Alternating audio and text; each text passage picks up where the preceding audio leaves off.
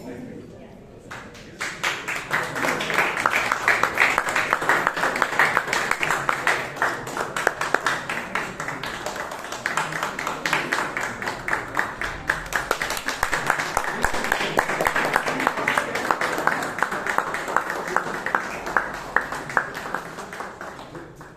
evening, Toastmasters and guests. Good evening.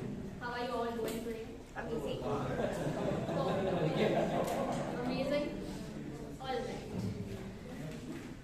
Do you all remember as kids when we used to tie friendship bands for our friends? Yes. Those friendship bands were the test of our loyalty to our friends. Back then, choosing which friendship band should I tie to which friend was the biggest thing, was the biggest challenge I ever faced back then. Over the times, friendship bonds faded, some lasted. Not all bonds stood the test of time, but the ones that actually did stand the test of time are our forever friends now. So this friendship day, let us honor all our forever friends, all the faded ones, and all the beautiful memories that we share together with each other. Like in friendship, there are ground rules, and every Toastmasters meeting also has few ground rules. First is we do not want your mobile phones to take the center of attention, because that spotlight is meant for our speakers who are going to speak here. So please take out your mobile phones, put them on silent, and give me a thumbs up when you're done. Great. Second is we do not want any dramatic entrances or sneaky exits. So please do so only when you hear the sweet sound of an applause. Third is please refrain from talking about sex, religion, or politics, because we are here for connection and care and not controversy and debates. Did you all get that? Yes. Yes, teacher. Alright. They say that great leaders swim through challenges, run towards solutions, and come up with creative solutions for the problems. And she is someone who does all these three things quite literally. She is a skilled software engineer by profession, a graceful swimmer, and a passionate runner in her free time. What I admire most about her is her benevolent spirit that she brings to every meeting. She does everything with precision and care, and every single detail is well looked upon before she starts anything. So, ladies and gentlemen, put your hands together and let us welcome our calm, charismatic, and confident leader, our president for this evening, President Chaitra Chandapillai.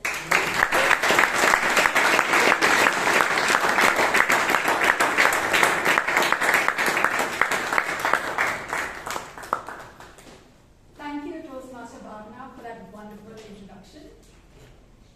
Good evening, fellow Toastmasters and guests. Good evening. Welcome to meeting number 1488. I declare meeting number 1488 open.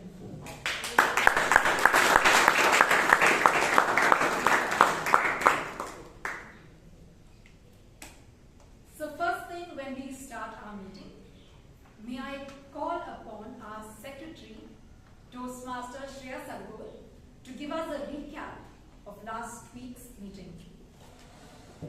May applause.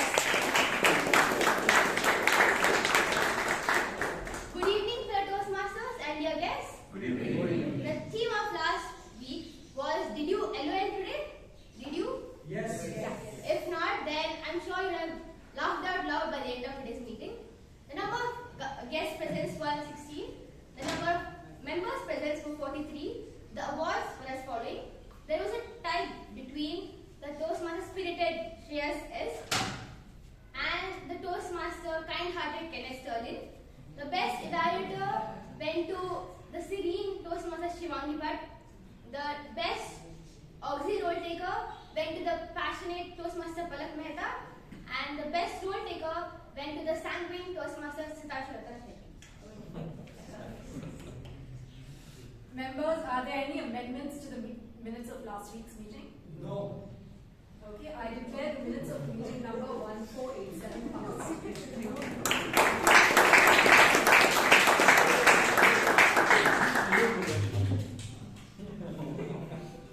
May I call upon the guests to please rise? Please stand up. Okay. Thank you. Members, how do we welcome our guests?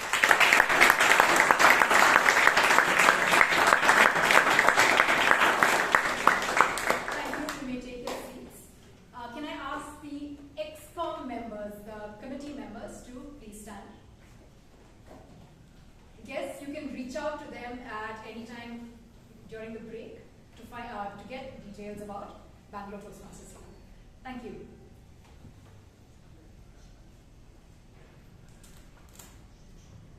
So friendship is one of these strange things that really creep up onto you. It starts slowly and quietly. And most interestingly, it starts with a million shared experiences.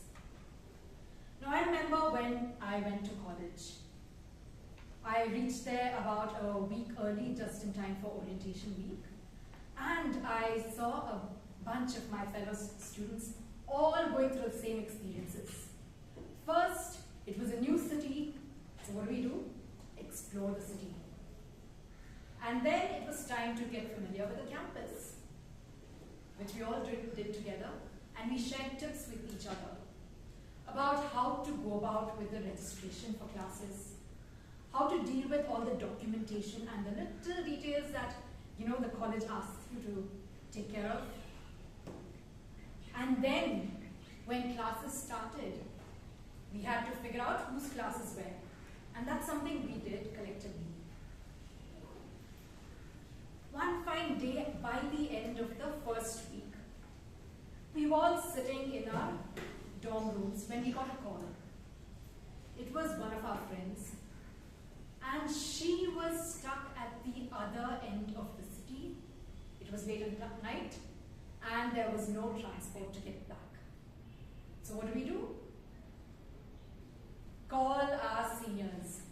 So we started calling every senior we knew, till we found one who had a car, and then we made sure that she was picked up and brought back to her dorm.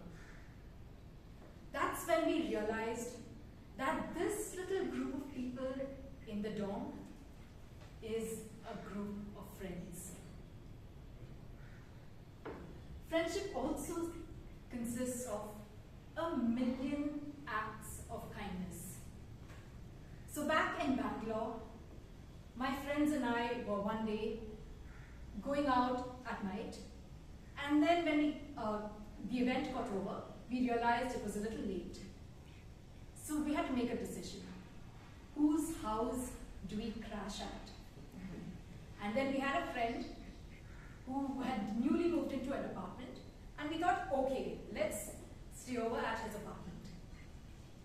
And this person very sweetly got out his collection of new toothbrushes, distributed it to everyone in the group, made sure that we also got toothbrush holders, and then he went about labeling all the toothbrush holders so that we would be able to know who belongs to who. And next time, we had to decide whose place to stay over at. The choice was obvious. The apartment with the toothbrushes. Going along, we also see that friendship consists of a million little details. So I have a friend who I've been friends with for close to 1.5 decades. And she has a collection of little coffee jars which have everyone's preferred brands of coffee. And one fine day, we woke up after she got newly married and realized that her husband had found out how each one of us likes our coffee or tea and made the coffee and tea and kept it ready for all of us. Instant favorite person in the group. So friends, friendship is not about one big grand gesture. You can reserve those grand gestures for Valentine's Day. Friendship is about those million little things, those million little details that we all have in common and that we all share in our group of friends. Now to take this meeting forward, we have a very friendly person. He's he's one of the most outgoing people I know. And this person is multifaceted. He has a lot of interests, whether it is trekking, whether it is reading, whether it is researching different business ideas. In fact, he recommends that we read this book called Vision to Victory by Ajay Thakur, which is a book on small and medium enterprises. He was born and brought up in Bangalore. He studied at Aurobindo School and St. Joseph's. And then he went on to take a triple major at Christ University, where he studied journalism, psychology, and literature. Afterwards, he went to Dublin to do an MA in philosophy and literature. Now he's back in Bangalore and he spends his time focusing on his family business and also on his little baby Shivan. Anytime you call him, you will hear little Shivan in the background. And sometimes if the call goes on for too long, Shivan will start crying and he'll have to go back and focus on the baby. So Toastmasters and guests, please put your hands together for the person who will take our meeting forward, our Toastmaster of the day, Toastmaster Mahaveer Jain.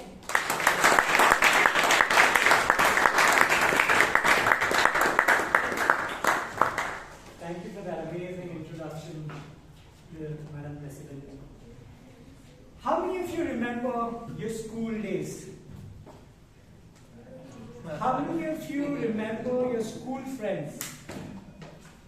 How many of you remember you having a big impact on your school friend? Let me tell you my story. So Harsha and I were part of the same class. We were partners. I was shy, neat, always on time, liked playing sports. Harsha was fat, always late, never wanted to do homework, but was very funny. So all the girls liked Harsha. So he was my friend because of that, and many other things. So during lunchtime, so I come from a Marwari family, and usually our khakras and some of our items are really tasty. So my mom would put all good food for us, and what would happen is, as I'm having lunch, every day, since he's my seat partner, I'll just share half my lunch with him. Had paratha, he has half the paratha. I had khakra, he has half the khakra. And we were friends for life. No thank yous, no nothing. We were just friends. Time passed by, years passed by. I went to college, he went to college. I traveled abroad, and he started working. I joined my family business. And after 10 years, suddenly I get a text one day. Hey dude, I miss sharing that lunch with you. Miss stealing lunch. Miss stealing your lunch. That was his line. Said, okay, I just smiled. I was like, wow, nice. I'm meeting up with my old friend. Then we texted each other and ended up meeting. We went for a coffee, had some some chart with it, and then we're just talking.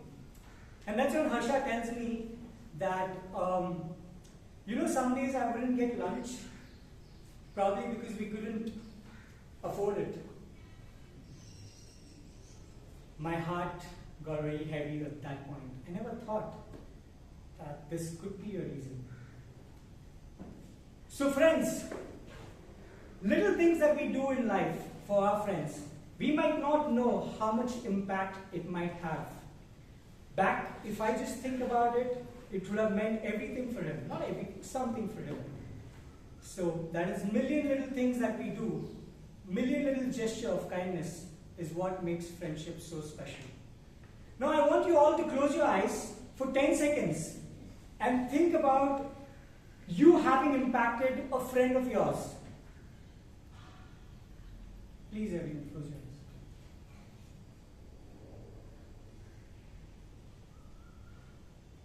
Now you can open your eyes. Just share that moment with the person sitting next to you. Yeah, don't feel shy.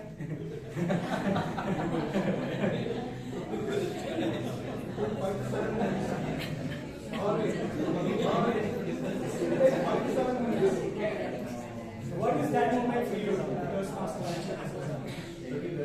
study well. He helped us study well. What about you, Chief? What is that moment? I just wanted to make an impact because I don't remember what I made impact. Superb. Can we all come back? We had a person with one big thought who started this movement called Toastmasters back in 1924 in Santa Ana, California. And now we are how many clubs, Puneet? 15,000 clubs, exactly. Now we have 15,000 clubs with more than 1 million members. So we have this Toastmasters meeting divided into 3 parts. The first part of the meeting is prepared speech session. The second part is the table topic session. And the final part of the meeting is the evaluation. So I'll be introducing the general evaluator at the end of the meeting. So to help out with the evaluation session, we have the tag team. I will introduce one.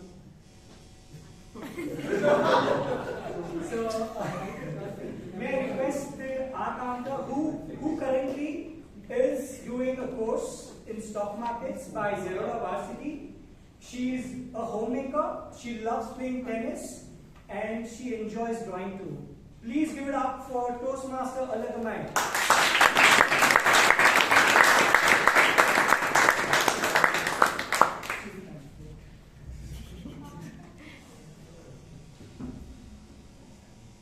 Good evening, Toastmasters and guests. As a timer, it is my duty to time and record the duration of the entire meeting and its individual parts. For today's meeting, the speeches are 4 to 6 minutes. 4 minutes I will hold a green card, 5 minutes I will hold a yellow card, and 6 minutes I will hold a red card. For table topics, 1 minute 30 seconds, 1 minute I will hold a green card, 1 minute 15 seconds I will hold a yellow card, 1 minute 30 seconds I will hold a red card. For evaluation,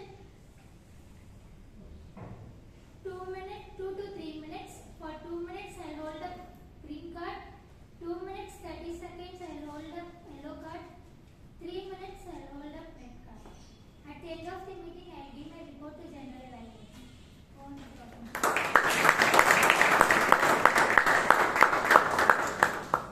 Okay, so that was time on Toastmaster Alagammai. Next, we have the art counter who is very benevolent to take up the role immediately. He is a techie and he loves going for treks as well. Please give it up for Toastmaster Nitesh.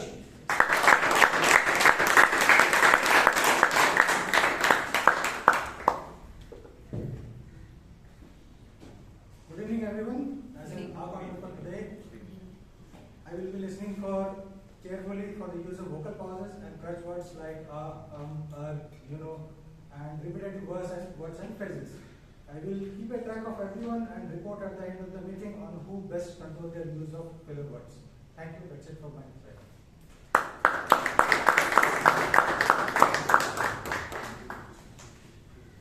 Next we have our grammarian, Toastmaster Mahesh Lokesh, a wealth management pro, and he loves to go for, yes? Boxing. MMA. And he's going to soon become a champion at it, and he was our ex-com member last term. He was the secretary. Please give it up for Toastmaster Mahesh Lokesh.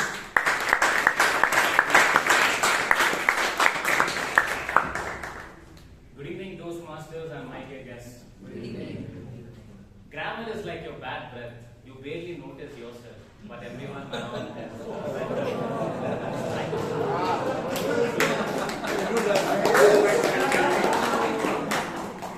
So, out of every two human beings, one out of them always mixes their words there, your. So, let's be mindful today and make sure we have a grip on our grammar usage. As the grammarian of the day, the word of the day is benevolent, meaning kind and helpful. A sample usage of this in a sentence would be, Bangalore Toastmaster President has a benevolent smile. Even the first time speakers may get calm out of the smile. So, already the benevolent has been used once by the Bhavana, so I recommend, I insist all the speakers come up on the stage, use more of the word of the day. Thanks. And I'll be coming upon when the general evaluator calls upon in the later stage. Thanks.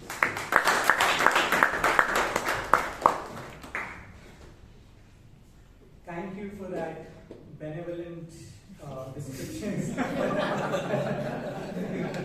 on the road. So no bad breaths. Okay, so we're going to start with the prepared speech session. May I request, our first evaluator is a data analyst. She works with numbers, but in life, she believes the most powerful data point is positive self-talk. I repeat, the most powerful data point is positive self-talk. May I request our evaluator, Toastmaster Joel Monsi, to please read out the guidelines.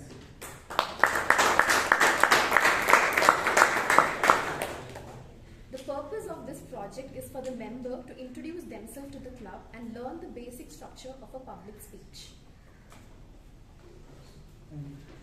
Today is a special day, so usually just the speaker gets evaluated by an evaluator. But today, the evaluator will also get evaluated by one more evaluator.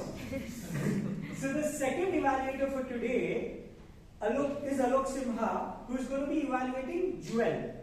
He lives by two simple rules: eat healthy and exercise.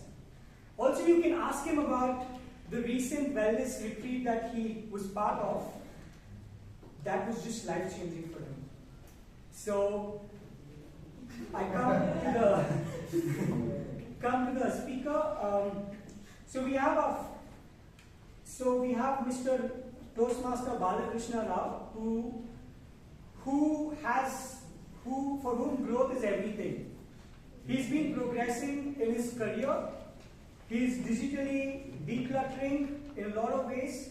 His speech title today is titled The Middle Benches Odyssey. I repeat, The Middle Benches Odyssey. He's coming here to break the ice, so he will tell you more about himself. So please give it up for Toastmaster Balakrishna Rao.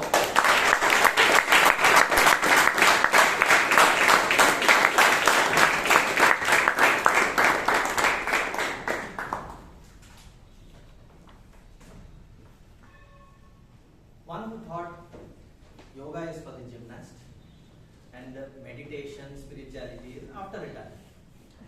Went on to be a certified yoga trainer. And one who was afraid of dancing, thought was dancing like Mr. Bean in party, took up dancing as a passionate hobby, and now say music, right? One who didn't leave Bangalore, that is home, till masters, went on to live and work short long in over 25 countries. And one who didn't do engineering but goes to engineering colleges for recruitment. So, good evening, fellow Toastmasters and guests. Good Good evening. So, when I heard Colonel Vijay speech during the installation ceremony, so it was an iceberg breaker, not icebreaker. So, I wanted to reflect upon what can I learn from my past. So, I was born and brought up in Bangalore, and my dad was a banker, and my mom a homemaker. And my younger sister, who still blames me for all the maths solution which I used to tutor her at home, and she got scolding every time in school as to what rubbish is this, right? and we both had the same school teacher, same maths teacher, a few years apart, but we were in the same school. So I would blame actually the maths teacher, right? Not obviously knowledge was from her. And I was the middle, as the theme was middle benchers, what I see. I was more or less not a star at the front, nor a rebel at the back. So I was a middle bencher. So even now also I have sat in the middle. but these days I'm taking some tag role so that I can experience the starness, like our Toastmaster, Mahaveer and others. So for me, fast forward 10 plus 2. I think 10 plus 2 or PUC, right, is far more stressful than any of my job engagements, right? Client expectation you can manage, but parents' expectations, relatives, neighbors, it's beyond pleasing. Okay, you say 70%, why not 80? 80%, why not 90, right?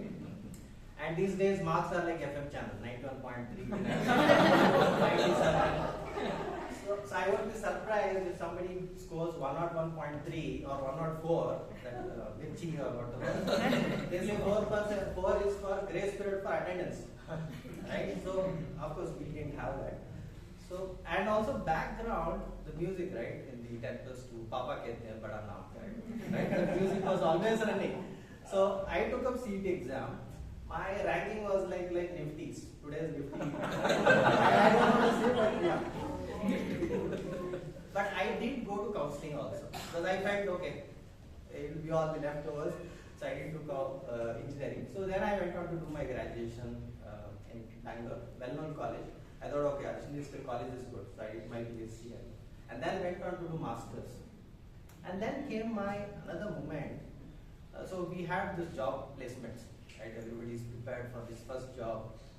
And my job, everybody was getting like, okay, Bangalore, placed in Bangalore, Chennai, Hyderabad, right? And for me, when I opened the offer letter, it was for a bank, and it was some rural village close to Shimoga, some central part of Karnataka. So I was like, what is this, right? So we had so much of ambitions that I would start with the big start and so on. But my job was this, but I had to take up. So I took up the job, and then came my panchayat moment, right? The Amazon sales. So, okay, all that business strategy, porters, Peter Drucker, nothing came, right? So, and then for me, day to day, I had to go to farmers, mandi, and I had to go to farmland, and I had to talk about farmer loan, tractor loan, and all of this. And then, so, and on top, my friends used to call. So they used to say, we are having get together in MG Road. We miss you, right? Why you have to come, right? So I was like, okay, I'm talking to them, and then I was swatting mosquitoes because I'm staying in a hostel, and where power would not come till morning, right? And for me, it was like, okay, deep within, I was frustrated, but I could not share with my friend. Told it's an exciting career, a lot of things to learn and all of this, but deep within, I was frustrated. I wanted to quit. But something in me told, okay, no, you should not. Right? So I kept on upgrading my skill, be it technology or other things.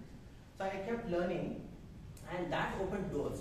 So for me, it was probably, since I was ready for the jobs, roles, and so on. So that opened doors for me, and then I went on travel, I met different people, culture, right? The learning was fabulous for me. So for me, it is like, okay, things changes, right? Everything changes. Whether it's a good time, temporary, Bad times also are temporary, right? So it's how we react to the situation matters. So it is said that you have to take failure to your mind and success to your heart, right? So we often do the opposite. So we do the opposite. And we always postpone happiness, saying that once I get 1 lakh salary, I'll be happy. Once I get this one, I'm happy, right? I get a job in Google, I'm happy. So friends, let's be benevolent to yourself and others. And everything changes, keep learning, keep adapting, and keep smiling.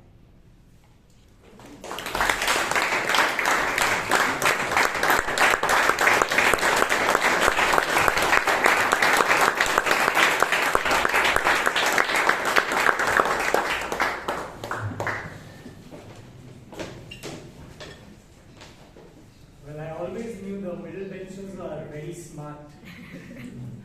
They are always hungry and always going for the big things. Okay, so the next, we have a similar kind of evaluation structure for the next speech as well. So the secret to happiness, says our VP membership and the next evaluator, Toastmaster Veeresh, is simple. Less screen, more sleep, and lots of humor. And for that last part, you all can call him anytime to learn from him. So the project guidelines remains the same throughout because it's icebreaker speech, so I won't be repeating it.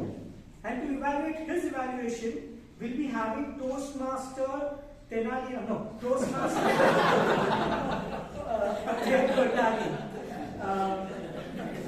who chances every Friday with his stories. Well, he also turned storyteller on paper by helping translate a storybook recently. So, the next speech title is, I repeat, A New Takeoff. So, this speaker, he spends his days with engines and flights. And lately, he's proudly navigating life's challenges with a calm. But tonight, his real takeoff begins. He's going to come here and break the ice. Mr. Toastmasters and guests, please put your hands together for one and only Toastmaster Surya Prakash.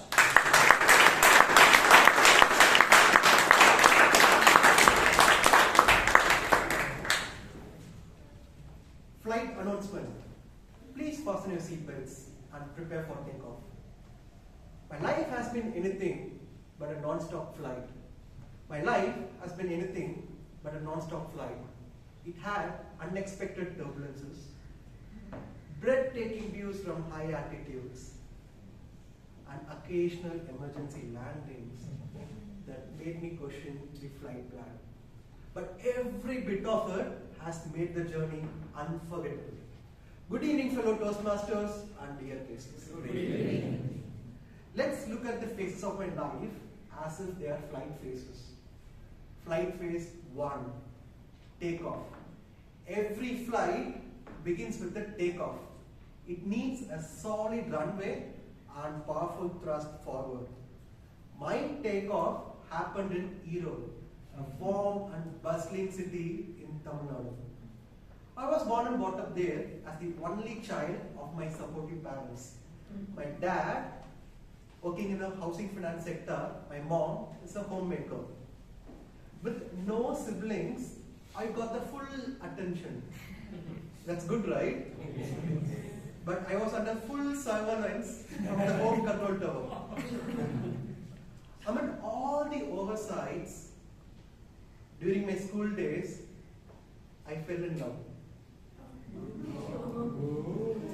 Not with one, but with two. Yes, two subjects. Physics and mathematics. Like any great love story, they kept me up at night. But somehow I was going back for more. Soon all the curiosity narrowed down to one obsession. One question. How on earth do aircraft defy gravity and fly? That's my takeoff. Let's look at the next flight phase, climb. My client began with a BTech degree in aerospace engineering at Amrita University. No more sketching of aircrafts on notebooks. I was actually solving how they work.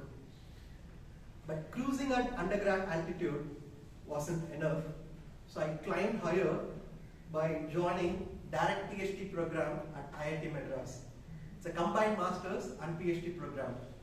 My PhD specialization, it's in supersonic flows. It's the study of aerodynamics of aircrafts flying faster than the speed of sound. During my PhD days, I got an opportunity to build a supersonic wind tunnel from the scratch. Only a few institutions in India could offer this opportunity. Let's look at the next flight phase, turbulence. No flight is possible without encountering turbulence. When you hit the sudden weather, the sudden gust of wind. So research wasn't always smooth. There were times when nothing seemed to work. There were sleepless nights. Nights at 2 a.m. when I stared at the CFD results. I used to wonder, should I go back to Europe and set up a tea stall? Jokes apart, these turbulent moments taught me to trust the process. Change the altitude and keep flying. Let's talk about landings. In December 2021, I landed in a wonderful and beautiful moment in my life. I got married to my wonderful spouse. While getting adjusted to marriage, by learning new phrases like yes dear, yes madam, a baby boy landed in our arms. He's 2 years old now. His name is Arvik. My spouse was working in Bangalore at that time. Now she's a senior developer in Schneider Electric. Little after my marriage, I had another landing in my professional life. I got a job in my dream company, Airbus. Currently I work at Airbus as an aerospace engineer. I work on early architecture of aircrafts. My academic passport got another stamping when I joined for a postdoctoral visiting researcher at Georgia Tech, Atlanta, United States. Traveling between continents, blending academic research with industrial innovation. Now I'm here in front of the new runway, getting ready for the new takeoff. From a curious schoolboy in Europe to building wind tunnels to work on the next generation of aircraft, I have seen through takeoffs, turbulences, and thrilling landings. Now this new runway, Toastmaster, where I'm getting ready to master the skies of public speaking with this amazing crew. Thank you for flying with me today. I'm Surya and Prakash. This is just the beginning of many more flights to come.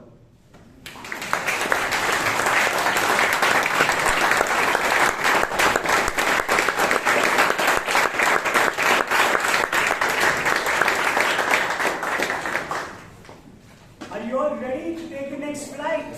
Yes. We'll be going to the USA.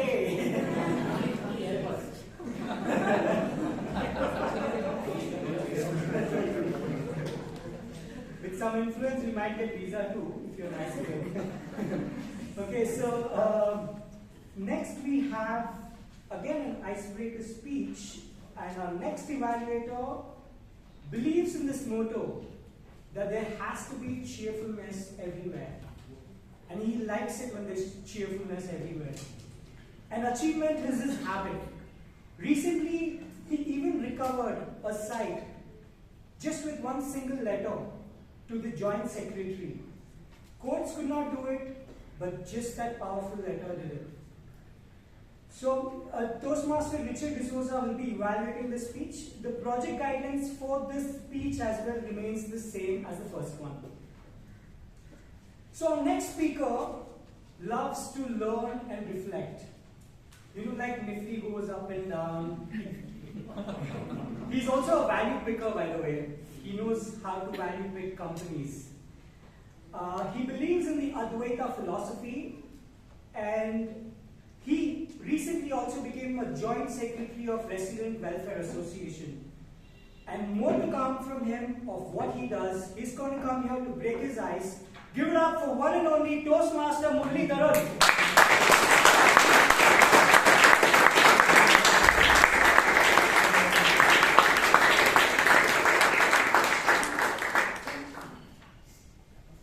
Finish what you start.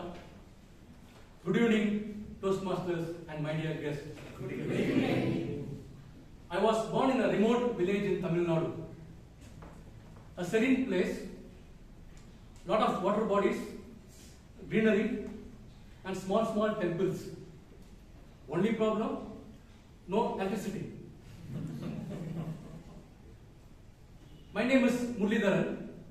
Essentially, in Sanskrit, it means the divine flute holder. I have never heard of flute.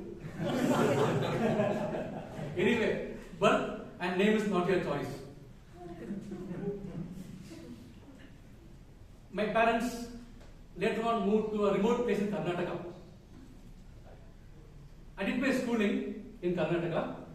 Childhood was awesome. Playing games, climbing trees, falling down. Catching fish, actually tadpoles. I thought it was a fish. Then catching grasshoppers. It was pretty cool life. Then came college. Very open environment. I'm a backbencher, not a midbencher. So most of the time, I was in the canteen, gossiping around, bunking the classes, not going to class, helping friends around. Any disputes, go and settle it. With these things, college life was going, very cool life, bindas. Then in the final year, reality hit me very hard.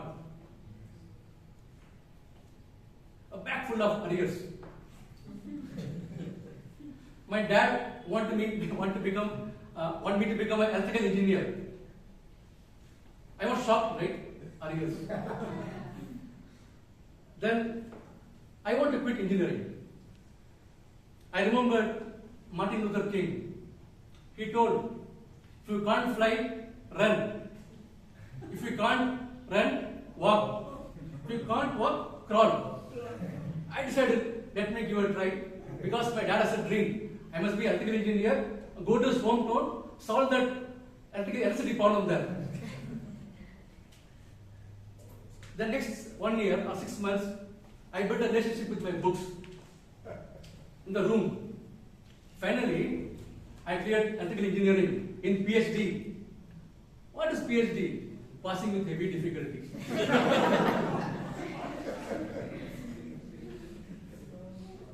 Then comes to find a job. The pressure was telling. All my friends went abroad. Few are in Infosys. Few went to USA to do masters. And my parents are asking, what are you doing? I want to find a job. Then I applied. Those days no internet. Only post, write it and forget it. If they give a response, you must go. I did get a job finally in a Central Defense PSU in Bangalore. I was very happy. I went to join. They told, you are joining places in Madhya Pradesh, a remote place again. I have a remote connection, you know. I went there. The HR guy told, do you want to join here? I said, Kala Pani, man. Nobody wants to join here. So only you have come here. Then he told, the summers will make you remember your sins. Winters will make you feel you're in exile. Food is a biological weapon. I don't know Hindi also. I told, I will never quit. I called my dad, I want to come back. My dad told, do you find some animals there? Cows, goats? Oh, yes. But they can live, why can't you?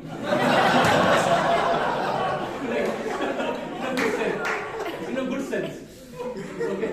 So I want to try. For 6 months, it went for 7 years. 7 years I was there. It's a Paila Kadan actually. Then I was transferred back to Bangalore with the intention, again transfer me to another remote place. This time was careful. I enhanced my skills in Bangalore. Again, I had a dream of joining a MNC. I joined the MNC. Today, I am standing here with 28 years of experience as head of service from a remote place with a bag full of warriors. Now with experience, I am standing here. Currently, also I am pursuing my photography and investing. Life will put you into different situations, hard situations. Every time it puts you down, get up and walk. Then life will be benevolent and kind to you. Over to you, Toastmaster.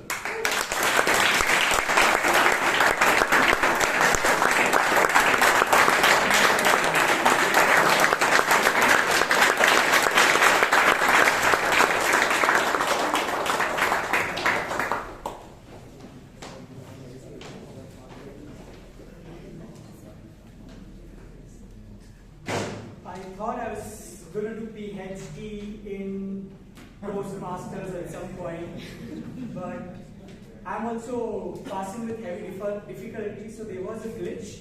So I request Toastmaster, the person who is saying, Abe, kya kar rahe hain? The Toastmaster Abe to please read out the guidelines for evaluating the evaluator.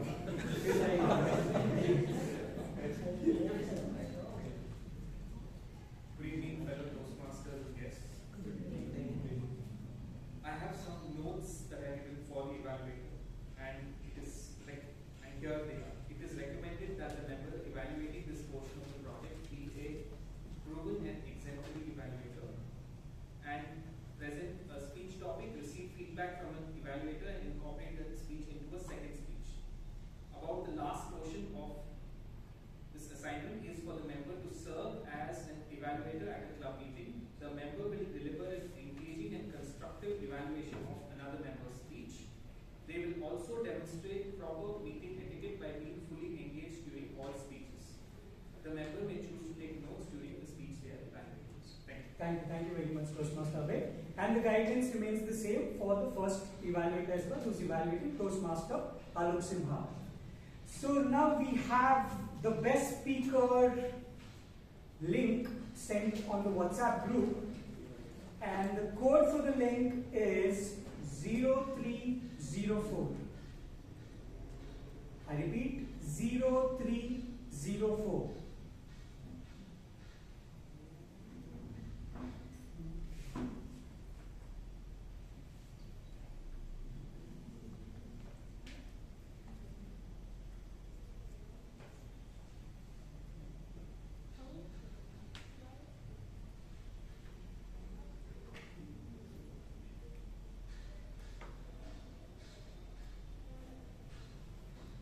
Just do voting, no checking personal messages now.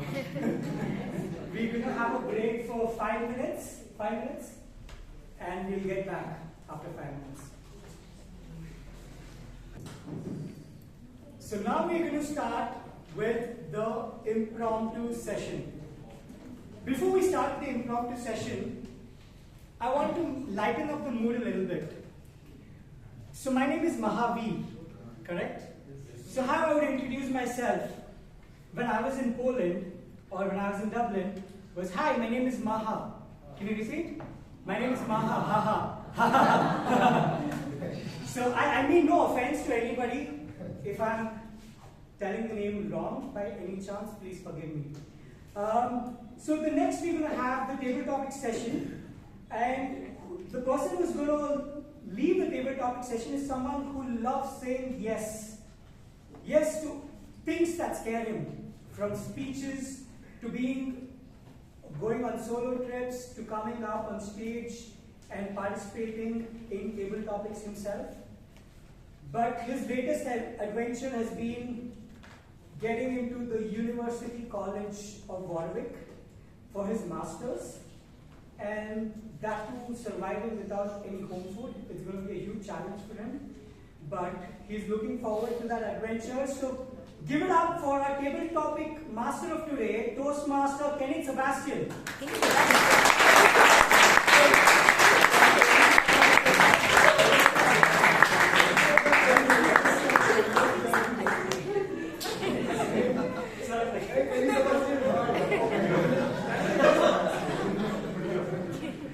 Green mata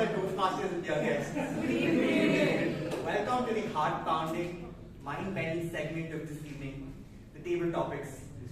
This is where we step out of our comfort zones and enter into the realm of spontaneous speaking. For the benefit of the guests, what is this all about? What is the goal of this? You may ask. Well, 3 simple things. 1, to think on your feet. 2, to structure your thoughts clearly. And 3 is to speak clearly. And all in just under 2 minutes. Tonight we're going to play a thrilling game of what would you do if? A series of fun and imaginative topics that challenge your creativity and quick thinking. How it works is, I'll announce each topic and then call on a speaker. I request everyone who comes on here to just speak for at least 1 minute, and that's when the green card will be shown. Past that, at 1 minute 15 seconds the yellow, and at 1 minute 30 the red card. You will have 15 seconds to wrap up your speech. So remember that the goal isn't perfection, it's about being creative, and it's about having fun. Are you all excited? Yes. Let's get started. So for the first topic, what would you do if animals could talk? What would you do if animals could talk? Toastmaster Jahnvi.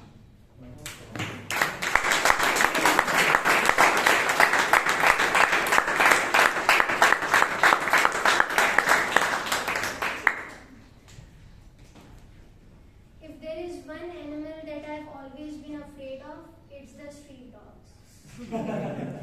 Starting from my childhood, when my brother was just tingling the beard of the street dog because it had more beard than him.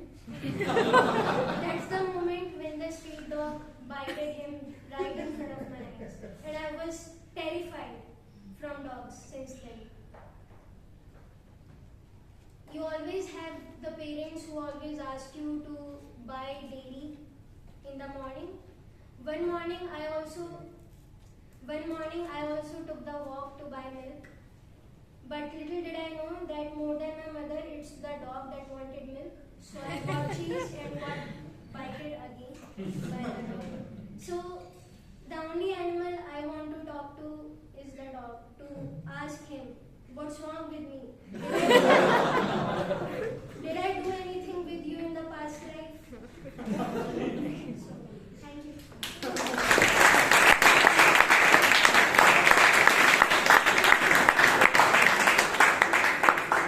Well done, Jahnvi. You're quite humorous.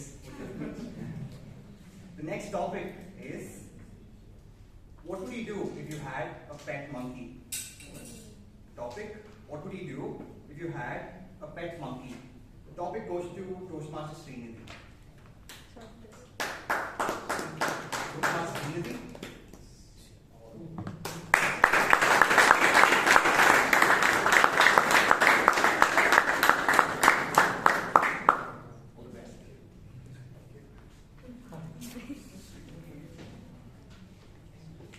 Well, we all have kids in ourselves, inner child, also an inner monkey. So we like to play around, we like to be, after the whole day of work and tension, we want to free up ourselves, do some silly stuff. So, well, if I do have a monkey pet, I will just ask him to play with me. So I guess that's how I would. Was that the question?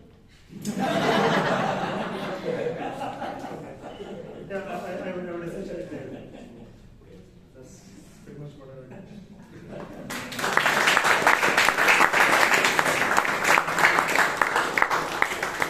Great attempt. Moving on to the next topic. What would you do if you were all alone and realized you left your phone in a taxi? What would you do if you were all alone and you realized you had left your phone in a taxi? Topic goes to Toastmaster Priyanka.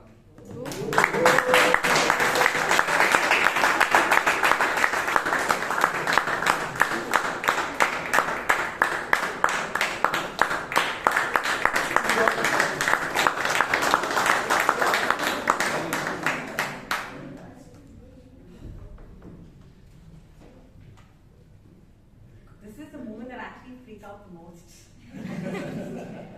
where I forget my mobile and I'm going to be somewhere alone. I, as a person, generally am very dependent on my phone to navigate wherever I go, because when it comes to remembering routes, I'm really bad at. Or remembering places, very bad at. So I'm generally a person who's completely dependent on my phone. So imagining a situation where I forget my phone in the cab and I'm at a place alone is really petrifying me right now to even imagine that.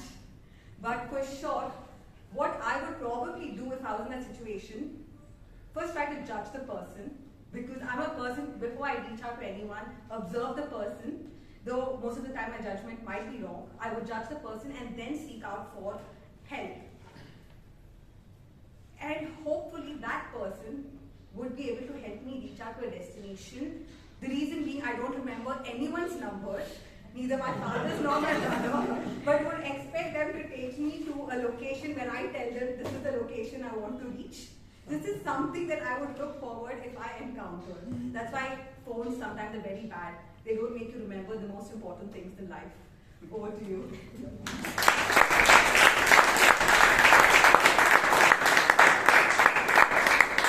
One thing I struggle with, just remembering things in general, quite relatable. Next, moving on to the next topic. What would you do if you woke up one day and you realized you could read minds? What would you do if you woke up one day and you realized you could read minds? The topic goes to TTM Vijay.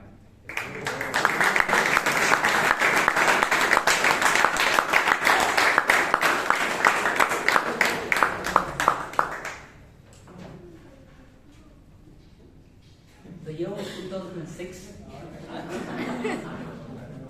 It's about work. And I was the junior most trainer working for Infosys. We were planning vendors. And we, being the junior most, and only 2 male and 33 ladies. So the men were always shunted out to locations, far off locations like Bhubaneswar, Chandigarh, talking to base location Bangalore. And that was the challenge I was facing. Mr. Toastmaster, fellow Toastmasters, if I could read minds, there was this one person in our team who used to allocate who goes to which location. If I could read that person's mind 19 years ago, man, I could get hold of that person. And why the hell you're doing this? I know what's coming up, right? And I could feign whatever. I'm not well, or maybe something at home, a personal emergency. That's what you could do. And you can read minds. That's on the professional front. On the personal front, when you have to go, people have to go shopping. And it's some small billing is all right. No, just burns a hole in your pocket is all right. But when the pocket is not there, that's dangerous. So you can read the person's mind who's saying let's go shopping for those big ticket items. The best thing is something, you're not well, some emergency coming. So friends, the best gift one could possibly have is the reading person's mind, which is not at all possible. Back to the table topic next time.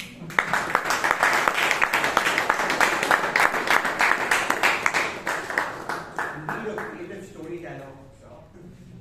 Moving on to the next topic. What would you do if you could erase a painful memory, but you'd lose a valuable life lesson with it? What would you do if you could erase a painful memory, but you'd lose a valuable life lesson along with it? The topic goes to Toastmaster Alan.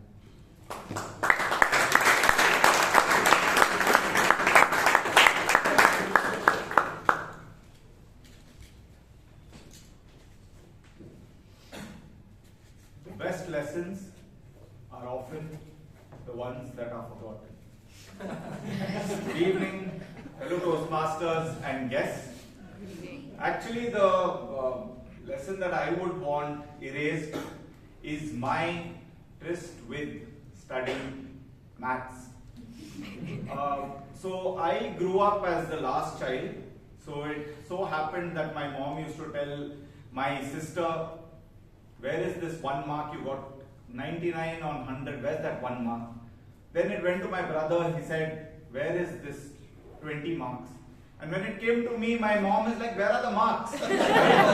So, ironically, I did, that is one lesson that I would like to erase. and I don't know about whether I will lose a life lesson or not, but it definitely proved to be a huge life lesson for my parents.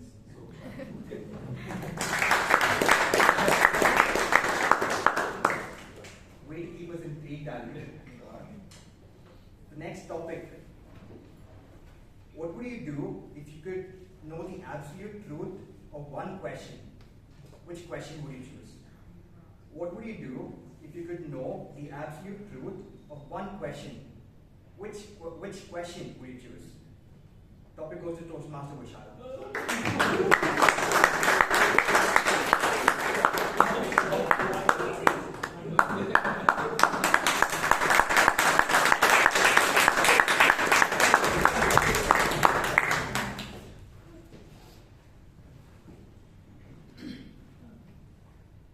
Wrath. Sing, O goddess, of the wrath of Achilles, son of Peleus. These are the starting lines of the epic poem, the Iliad. And I believe this is the main problem that we are facing in the world. There's just too much wrath. Everyone's angry, everyone's just done with something. The one question that I would want an answer to is how can we solve it? How can we get over this? How can we get everyone to a calm, melodious, mellifluous baseline so that the world can be a little more benevolent, so that every one of us can be a little more benevolent? This is the only question that matters, in my opinion. So, the next time I have a chance to ask a dead philosopher or some entity that has more knowledge than myself, I would ask, how can I solve the problem of wrath? Over to you, favorite of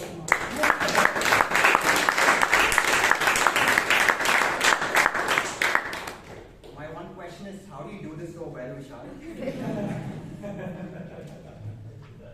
The next topic is, what would you do if your reflection started talking to you? What would you do if your reflection started talking to you? Topic goes to Toastmaster Mahaveer.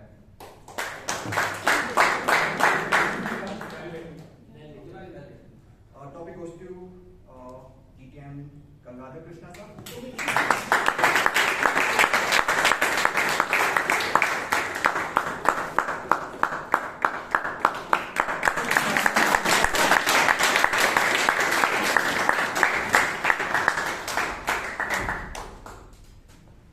What would you do if you could speak to your reflection started talking? Your reflection started talking to me.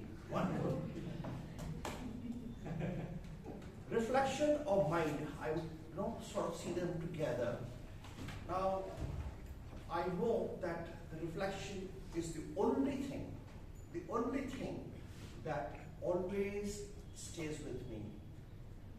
It stays with me, but it will, when it starts talking to me, and if I start looking down at the reflection every time, people would think like, something is wrong. But that is like a conscience telling me what I should be doing or what I should not be doing. And at every turn, it will have to guide me. I would find it rather weird because the reflection talking to me and I keep looking at it. What happens at night? What happens in the dark? Because the reflection is not there and it's silent. Then how do I go? How do I move? How do I do things? How do I act? Then it becomes very confusing because it's not necessary that when the reflection is going to sleep, that I should also go to sleep. I would be awake. So a reflection talking to me is very weird for me actually. Very, what do you call that? Crazy kind of a subject. And wish I had something like, how do you talk to a monkey or a dog or something of that nature. That would be much more easier. Anyway, with that, I don't want my reflection talking to me, it can follow me. That's perfectly okay. And day or night, it's fine. Back to you.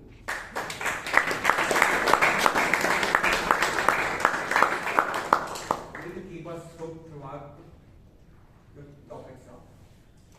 Moving to the next topic. What would you do if your best friend betrayed your trust? What would you do if your best friend betrayed your trust? The topic goes to Toastmaster Puneet.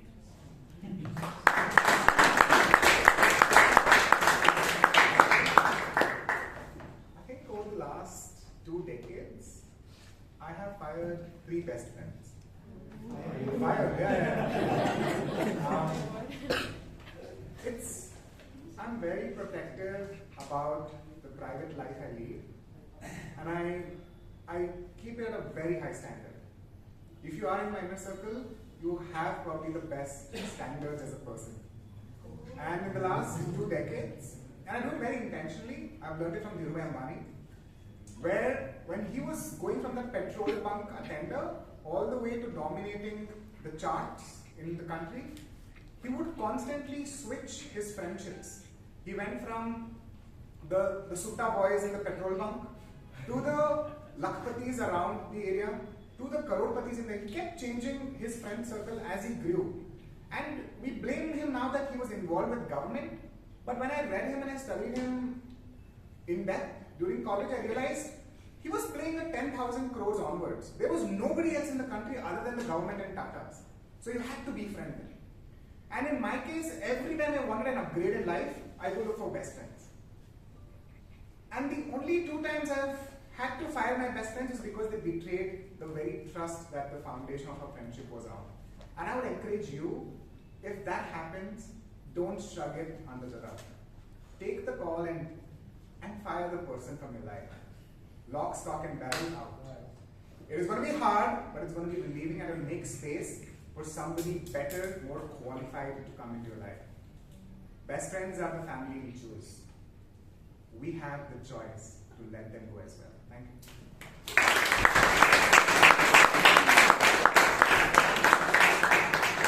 Strong viewpoint. Well said. Next prompt. What would you do if you had just 1 year left to live? What would you do if you had just 1 year left to live? The topic goes to Toastmaster She.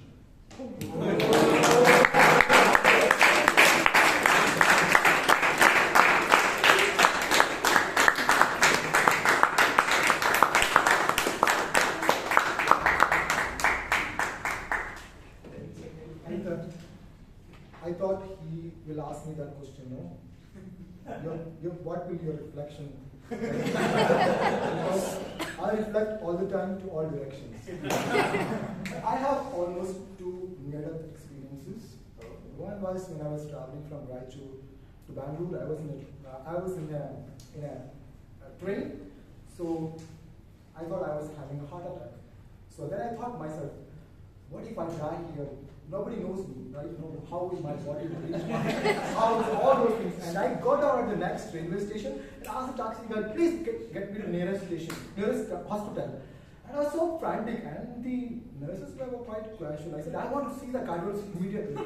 So he said, he's there. So I was there waiting, without patience. So I thought, I'm going to die now. Any minute I will die.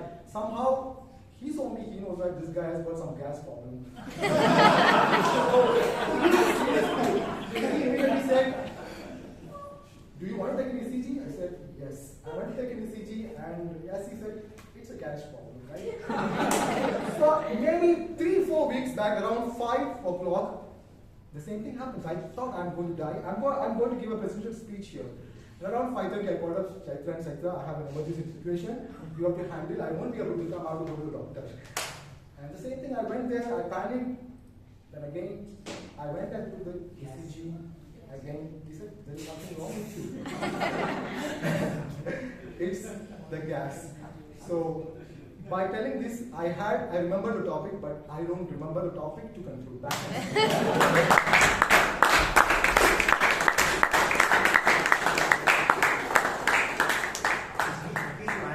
prompt with many twists in it. The next topic. What would you do if you discovered a hidden door in your home to another world? What would you do if you discovered a hidden door in your home to another world? The topic goes to Toastmasters Sonal.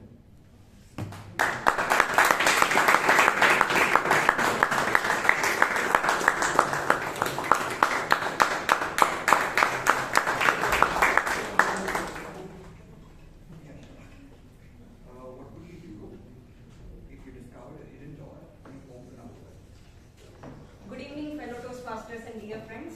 Good evening. I live in a joint family. I don't know why it made you laugh, but yeah. There are some clothes of my mother-in-law, which is lying from past 20 years old, which is not using. There are some clothes of my husband, which I had some control. I moved it out of the house. There are some clothes of my father-in-law, which I don't have any control. Only my mother-in-law has a control. So if ever I find any hidden door in my house, I'll take out all those old clothes, make the space for new clothes, and buy the things so that at least we will see some space. Because right now at my home, the struggle I have is like, I have a son who is 3-year-old, I don't have space, where should I keep his clothes, where should I keep my clothes? So I stopped buying new clothes finally. And my husband keeps buying clothes, more like a woman, keeps doing shopping. It's the opposite side because I'm being sensible wife, where you will keep your mother is not emptying it. So I think, yeah. And I was waiting to speak this out from really long time.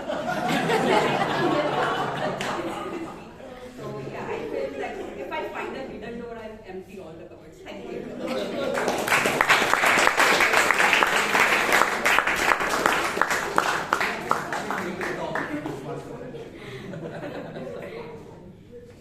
What would you do if a robber asked for all of your money? What would you do if a robber asked for all of your money? The topic goes to Toastmaster Himani.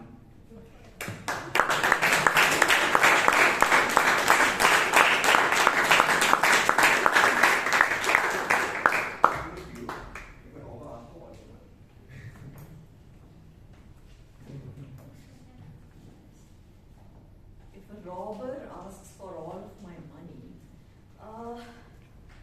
maybe I'll try to trick the robber. Because usually I don't keep cash.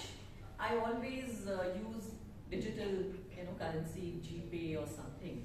So I would maybe, try to trick the robber that, case, I have it in my mobile app, my, my banking app, and then, or maybe, I can just, and maybe I can just go in the corner and make a call home or call 100. The other thing that comes to mind is maybe I can tell the robber, okay, I'll just walk close, to the closest ATM, and let's see. I don't know. Let's see. So try to trick the robber. I'm not sure what else I can do. That's all that comes to my mind.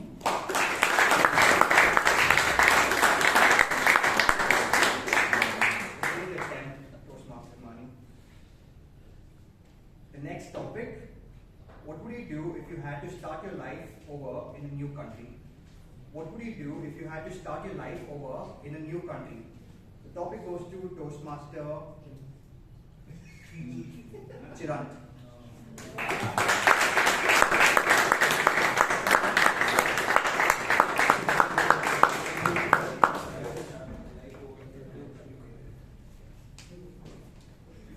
That's, I think, kind of imaginary that I don't have imagination to think about a different country. But I would say what I would do, like if I have to start a new life here in India as well. Because right now my life is not so exciting. That's why. No, I mean to say, like the thing is, starting a new life wherever you go, right? It doesn't matter. So even like wherever you go, the instance is what you are particularly you can relate to. You are not going to leave your current life and go there, or anywhere, any place that you go out. You will be carrying this along. So whatever you have learned here, that is going to go there, and that will help you to build your new life. I think I'll be doing the same thing, and most probably eating Indian foods as well wherever I go. Then what should I say? How do I build my life? You know, that is the first question I need to ask, rather than asking like how do I build it in somewhere or somewhere else.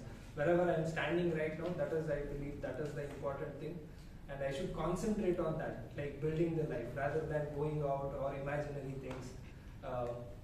You know, that is my way of life. I don't live in like what happens if I do this and all those stuff. So I believe in like what has gone in and what I can do. That's it. Over to you.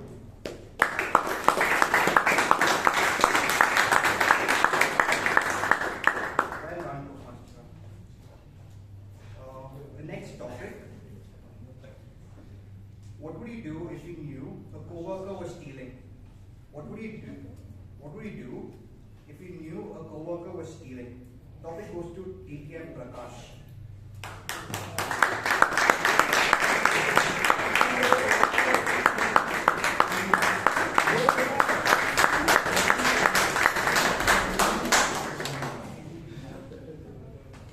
Has it ever happened to you?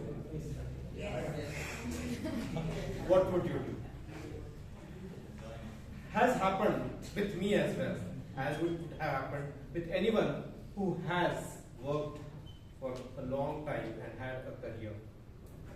It is many times a difficult decision, but ethically we have to take a stand and say what is right, because it is ultimately important that we do the right thing when no one is watching. Does anyone here remember the 4 values of Toastmasters? Excellence, service, respect, mind, rice. Rice? Shine. Okay. Let us help our Toastmaster remember the values of Toastmasters. Toastmaster Mahaveer. Help us with the values. Respect, integrity, service, and excellence. And integrity is an important part of what we do. And Toastmasters is all about getting better, a better version of ourselves. And this is the place that will make it happen. Back to you.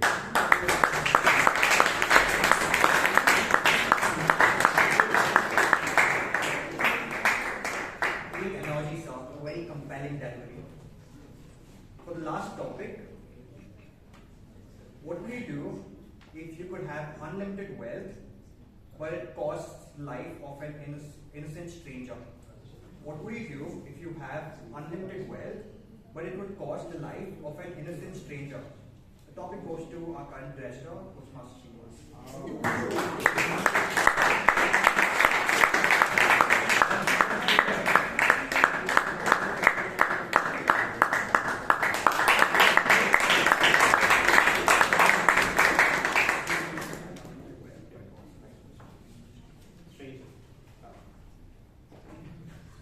Good evening, Toastmasters and my dear guests. How many of you are excited to know the answers? Yes, we all have nervousness standing on the stage. Yes, even I do have. But how do I break it? It's not about wealth, it is about courage.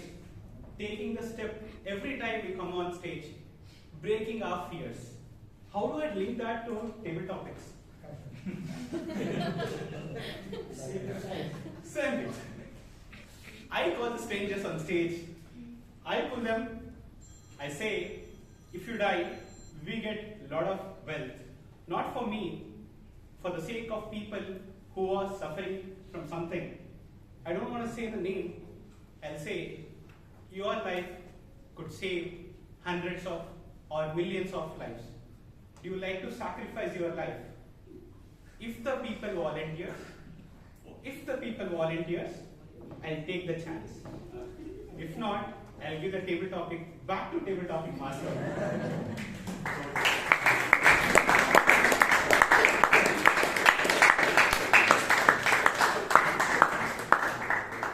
With that, we come to the end of the table topic session. That was a fantastic range of creative and engaging responses. I know how many of us led to come on here, so to everyone that just came on here and just attempted this, a pat on the back for yourself, please. And to everyone else, thank you for being a wonderful audience. With that, I hand it back to the program.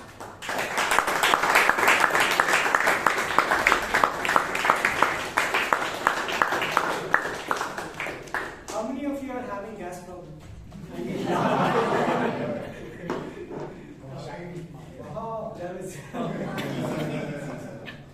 So now we come to the serious session of today, that is gender evaluation session. So to lead this session, we have someone who I really look up to. When I joined my Toastmasters journey, he was the one welcoming me as he welcomes and helps a lot of new members. And he's been the foundation of our club in many ways. His recent accomplishment has been buying a new apartment in the heart of Bangalore. So give it up for our founder, member, Toastmaster, Robinson D'Souza.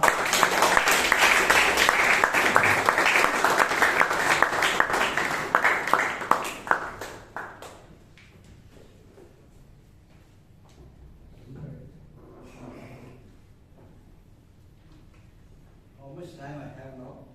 I'm left with for how many years? You just watch my interview. Yes, this is third session.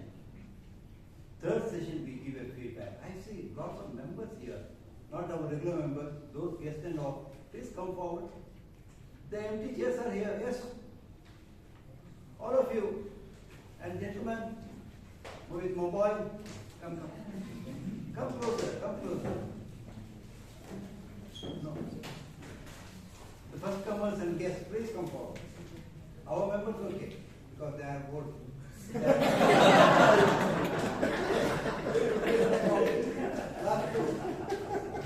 If you don't come, I'll come there.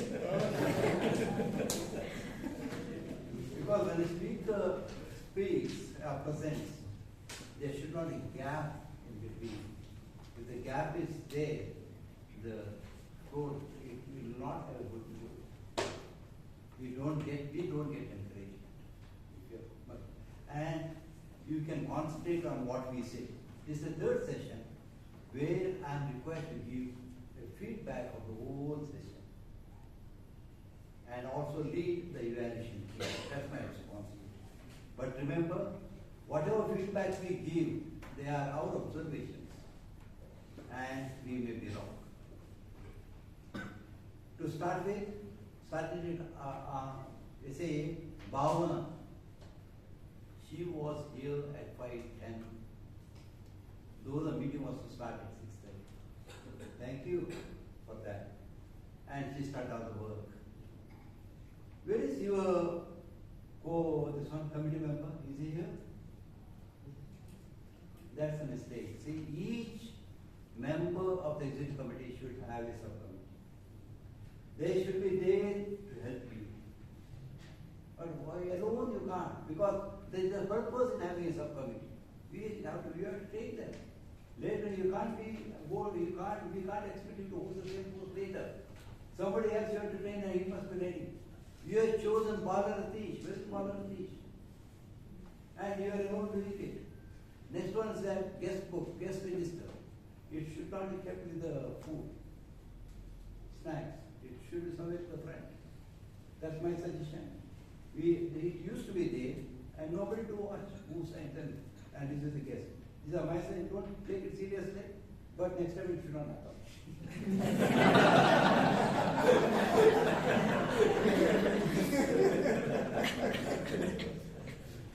And today I observed only the ladies arranging everything, the ladies team. Bhavana, Surya and Chaitra. They did all the arrangements, including shifting that heavy table from there to here. Yeah, I was just ready. My duty is to watch and give a report. Then Exactly at 6:30 you started the program. Speak on friendship bands, ground rules of this meeting, 3 things we avoid, everything but only one thing. You also introduced the word, the benevolence and benevolent president. Only one thing you mentioned. Can you remember? She said that Chaitra is the president for the union of the day. Yeah. That's still for the time. It happens. Here, next time we should not do it.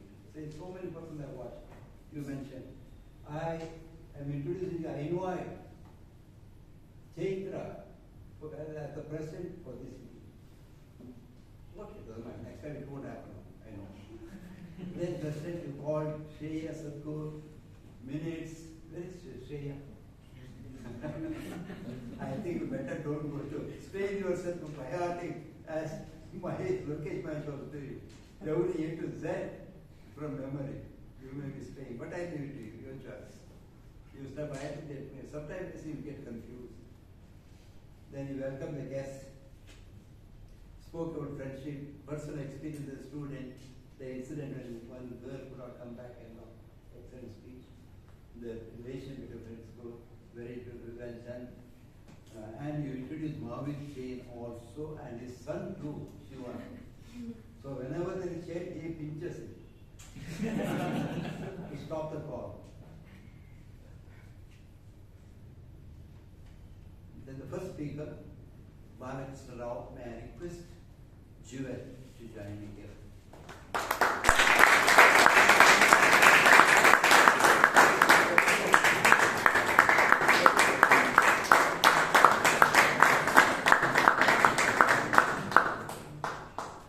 Friends and guests, please watch one thing that's happening here when I am here. I'll explain to you after the speaker leaves this place.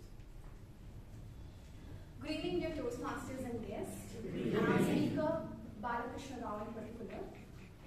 So I was told I have to evaluate an icebreaker speech. So I thought, okay, there's a new kid in the block and I get to give suggestions. But after this speech, I thought it's like a CEO giving a fireside chat. And that was amazing. I was mind blown by the speech. The delivery, he was so calm and composed. It didn't feel like this was his first time on the stage. And he spoke very confidently and he engaged with the audience. If you would notice, he would even, he called out the tag team. So he was very confident in doing that. He had little pieces of humor, as in saying about the kids today, marks having of the Red FM or 98.3 FM, and his CET scores to be nifty scores. So he had a little bit of humor in between.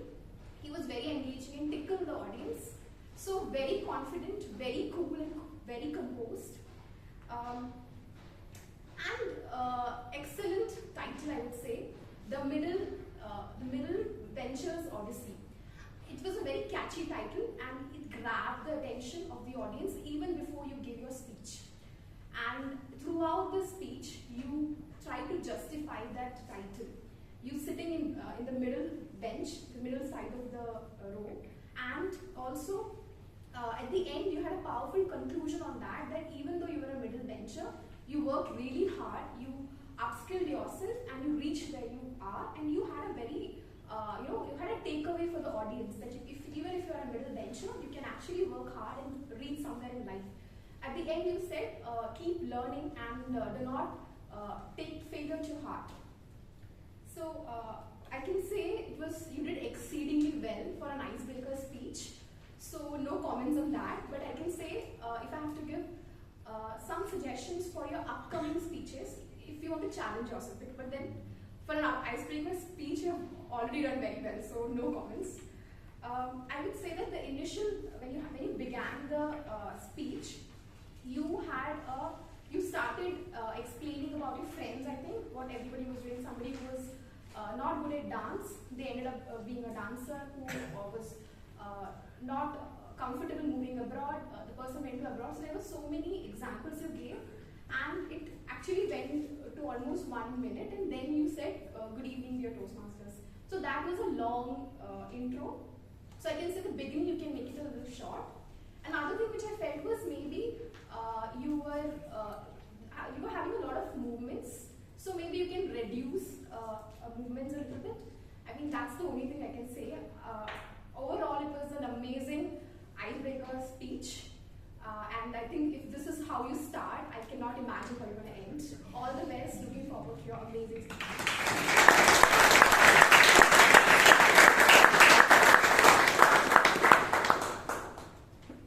What I suggested to you all to observe is that this is a sacred place. This is a place we should not leave. And when a person comes here, the person in charge of the lectern, that person is required to welcome by shaking hands or holding hands, welcome. Then the speaker, the presenter, the performer, while before leaving, he has to in turn return the respect by shaking hands or holding hands, then leave. That's important. Second, I agree with you. Hello, will you follow later? Now itself? Or is it okay? Later on? After the evaluation.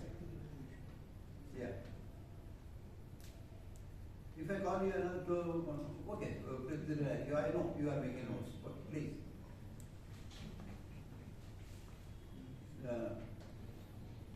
One thing she mentioned about the quality of the speeches, I fully agree with you. It's truly a special day, as Mr. Anand said. Yeah, Anand, he is not here now. Yeah, when he entered, when I said that today we have holy days, Quran holy, what's special? Apart from that, we had to spend all the three speeches, I spoke class. And I heard one person, one of the members saying, these people do not require Toastmaster Club, not our club. But you followed it up. Bangalore Toastmasters Club requires that. Exactly. That's the quality of your speeches. Excellent. Yeah, the next speaker, Surya Prakash Bhaskaran, may I request Mr. Veeresh to join me.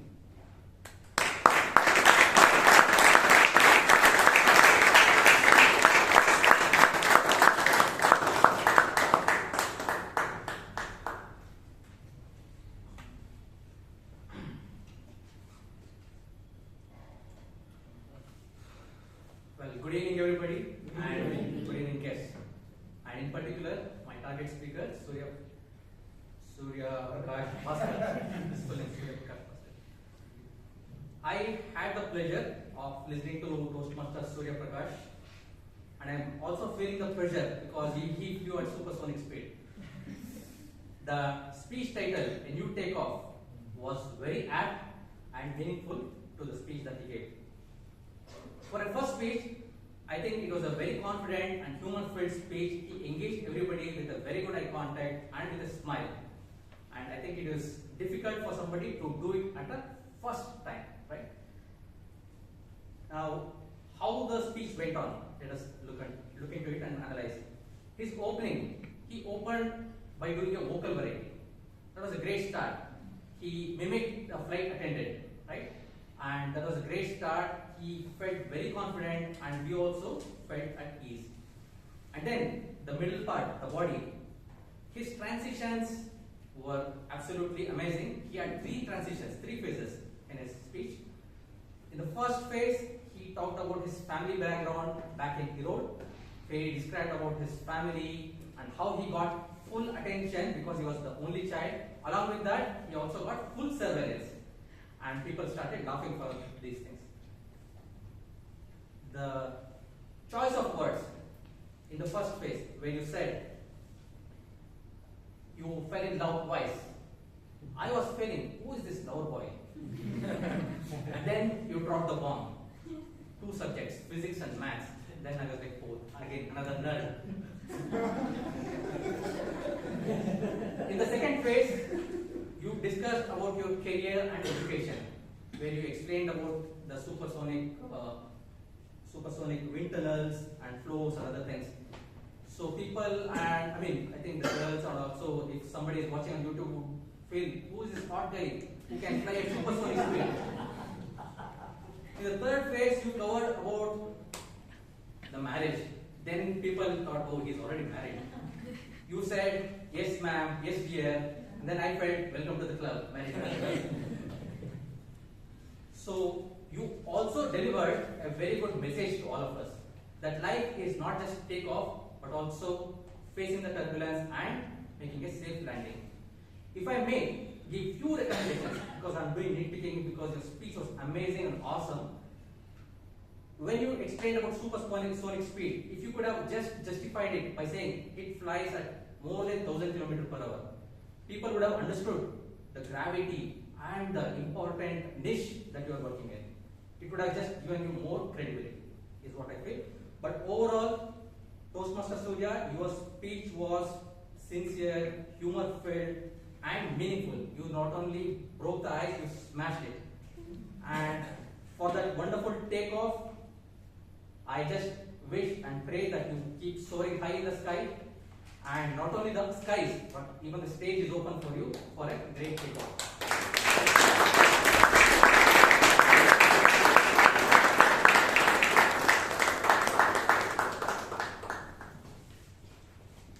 And the last speaker of today, Toastmaster Murlidharan. May I request this teacher?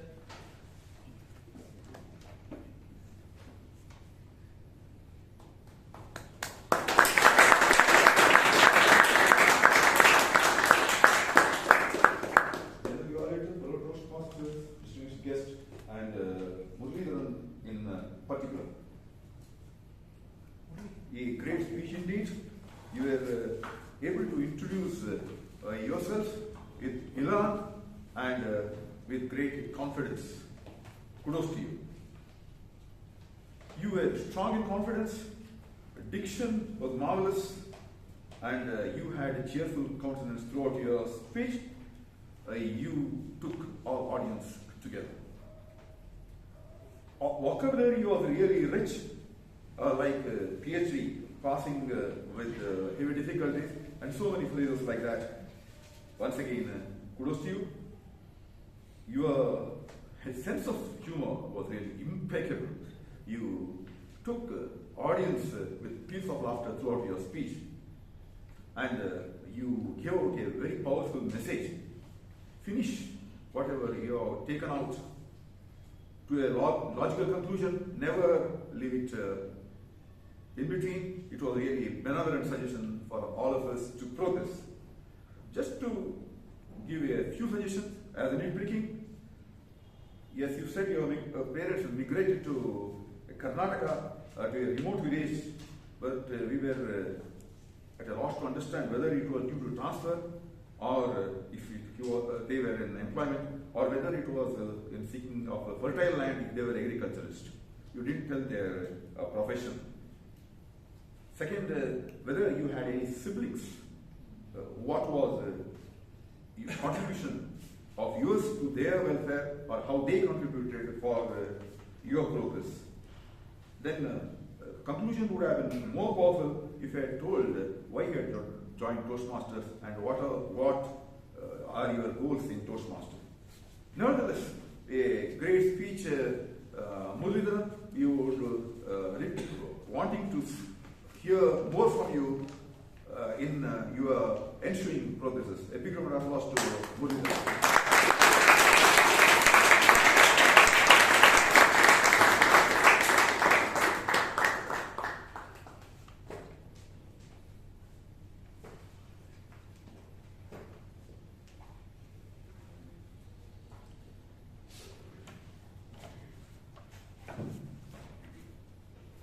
Thank you, Mr. Richard. Thanks a lot. All the three speeches were excellent. It is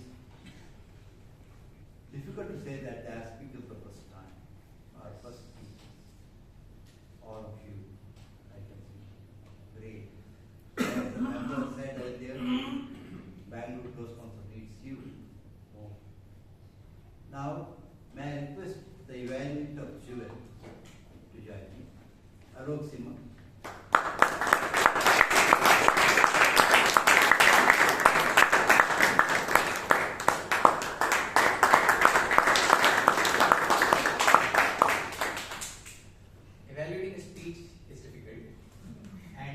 evaluating the evaluator of the speech is even more so, because it's almost a reflection of what we are doing as evaluators. So this is almost like a mirror made to me as to what I do when I evaluate a speech. So let's get on with it, and let me share my views of what I thought about the evaluation. Jill, great job first up, because in your very first evaluation, this was your icebreaker evaluation, if I'm not wrong. Yeah. So in your very first evaluation, you took the courage to step away from the podium, which I'm still not able to do. You stepped away from the podium and tried to deliver it ad hoc or off the cuff, which is wonderful, and that's nice to see. So great attempt there to start off. And I really like the analogy of you saying this is a CEO giving a fireside chat. You came up with that particular expression in the time that you had. It gave us a sense of what is the evaluation that you're going to be about, and it also put the speaker on the pedestal, which is very important to do, because this is the first time he's ever taken stage, at least in the Toastmasters fraternity. That was a great start to the evaluation. Throughout your evaluation, I found that there were great examples to support your observations. So you talked about humor, and you gave a couple of examples of how he was humorous. You talked about the conclusion, you gave us examples of how it was powerful. So everything that you stated as the strengths of the speaker were reflecting in the examples. So a lot of time we say that your speech was humorous, but we don't want to give examples. But you gave examples as well, which again was a learning for me, because it showed that you have great listening skills. And perhaps note-taking skills as well, because everything was supported with very accurate statements from his speech. I think that was well done. So you're showing the audience, okay, this is what the speaker did, and this is how we did it. And that's a lesson for the audience as well. That way I felt you had great listening skills. And for an icebreaker, you evaluated in a way that elevated his confidence, because the endeavor as an evaluator for all of us is to make sure the speaker comes back the next time. And especially, it's crucial to do that, especially in this first speech. So you did that. You put the speaker on the pedestal, make sure that you elevated his confidence so that he can come back the next time. Now, if I were to offer some suggestions, now I'm not saying I'm perfect at these, but these are just my suggestions. Like I said, it's a reflection. Try structuring your evaluation a little better. Maybe you could say, okay, I'm going to evaluate content first and delivery first. Maybe you could have spoken about the title a lot earlier than you did, like Veeresh just did. You could have started off with the title when you're evaluating, that's one. And second, summarize. So you could summarize what was good, what was not so good when you're leaving the stage. Instead of saying it's an amazing speech and I look forward to hearing it, you could summarize the speech better. So these are my two elements of feedback. Great start your evaluation journey. Congratulations, and looking forward to hearing more from you.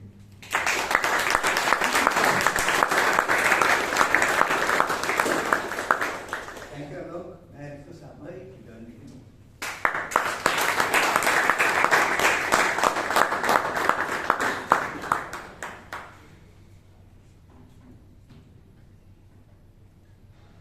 Fellow Toastmasters, guests, general evaluator, Veeresh and Surya, thank you for such a wonderful speech and a wonderful evaluation. I've always found myself questioning what is the purpose of evaluation. And I've always found the answer to be to balance praise and objectivity in equal measure and adding your own flavor to it. I think that is what evaluation is all about. However, Alok explained the tenets of evaluation very well, and there is also a structure given about in the Toastmasters manual about how evaluations are judged in a context. There are 4 parameters. The first is analytical quality. It talks about how a speaker or an evaluator notices the strengths and the suggestions for improvements of a speaker. And I think Veeresh, for an icebreaker evaluation, you did that amazingly well. Yeah, you gave the speaker a good amount of praise. You commended all the good things about the speaker, like vocal variety, the structure of the speech, the chronology, and also the humor of the speaker. So that was really very well done. In terms of recommendations, you confessed that you didn't have much recommendations and you had one, which was a nitpick, and that also was delivered in a positive and in a specific manner, where you told the speaker that he needs to give out some data to give out the impact. The third was your technique. Like I said, you need to put your own flavor to it. Your flavor is humor. It was sympathetic, it was sensitive, and it was also motivation. It helped the speaker come back again to the stage and give more speeches. So for your evaluation, again, very well done. and you also summarized and concluded it very well. Now, having said that, it was almost a perfect speech and almost a perfect evaluation. I think that, Veeresh, you forgot Surya's name at the start. So I think that's a little bit of a miss. And I think we all come here for a purpose, right? The purpose of the icebreaker was to introduce themselves to the club and give a well-structured speech. Now, everyone would like to know whether they've achieved that purpose or not. I think there you could tell the speaker, yes, you have fulfilled all the guidelines for this speech and you've done it very well. So I think these are the two recommendations that I would like to give you. Overall, Veeresh, for an icebreaker evaluation, fantastic, motivational style with your own humor. Just give some more, pay attention to the next time, and also tell them that they've fulfilled their guidelines. With that, I think you'll do phenomenally well. Thank you so much. The club is really proud to have you as an evaluator. Over to you.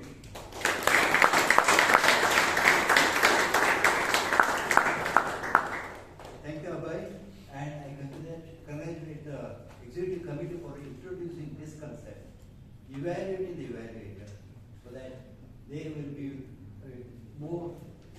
will come with more zeal and doing their homework first. Yeah. Now coming to the second session, table topic. We had table topic session from Kenneth Sebastian. Yeah, somebody rightly said, birth and names are not our choice. Now Kenneth, as table topic master, are you doing it for the first time or have you done it earlier? It's for the first time. It's the role of the cafe.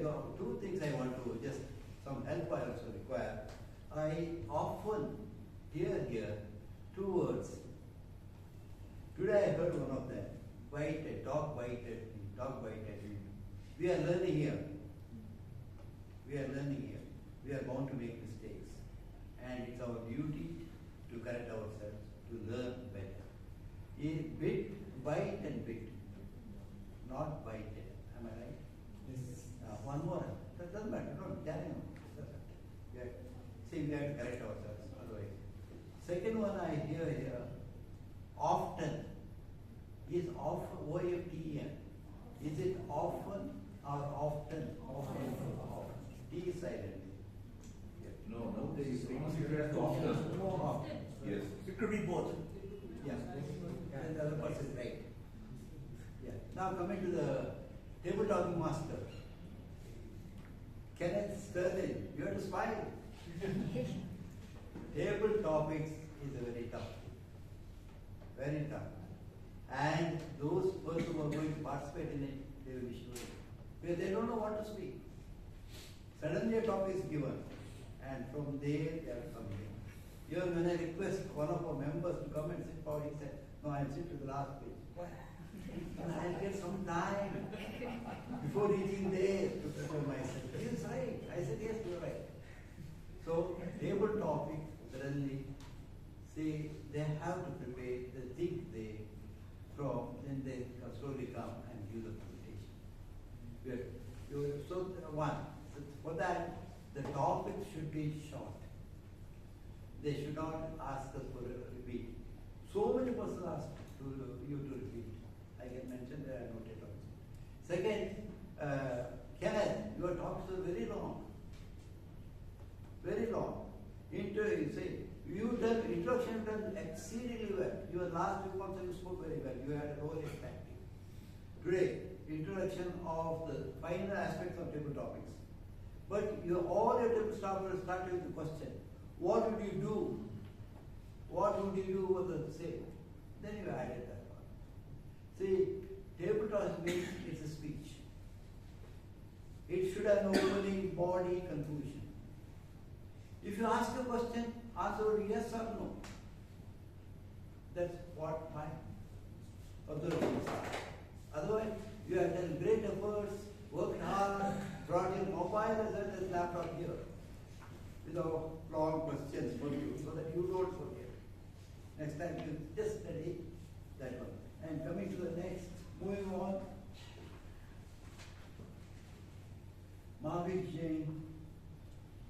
Yes, the three questions you asked about school days, friends, you asked the audience and the impact they had. So you involved them. Then you told us the story of our friend Harsha. You have preparation very well. You are full of confidence, and Raj Menti also. Next time when you come, you have to be careful because he will ask you, in how many countries there are prepared. As he asked you, how many clubs are there today? And 3 sessions you have done very well because I have been watching you right from the day, and in between you are not here. He was in Poland, apart from what the Toastmasters, apart from what the Chaitra mentioned about him, he taught English in Poland, and that I think must have been, you have done very well. Congratulations for that job. May I request Alagammai timer to join you.